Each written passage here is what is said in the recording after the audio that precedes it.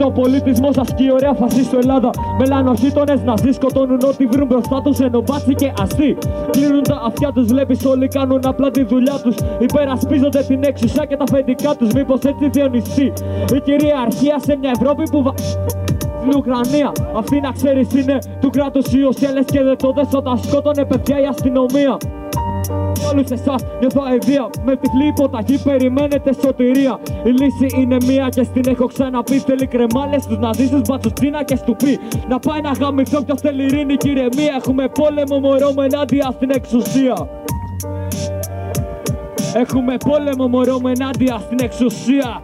Ραπαπαπαπ, ραπαπαπαπαπαπ.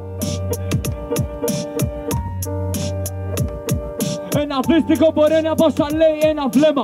Δύστιχο βλέμμα, δύστιχο βλέμμα. Ένα δύστιχο μπορεί να πω σαν λέει ένα βλέμμα. Δύστιχο, δύστιχο. Ένα δύστιχο μπορεί να πω σαν λέει ένα βλέμμα. Είναι δύστιχο, δύστιχο. Ένα δύστιχο μπορεί να πω σαν λέει ένα βλέμμα. Είναι δύστιχο, δύστιχο.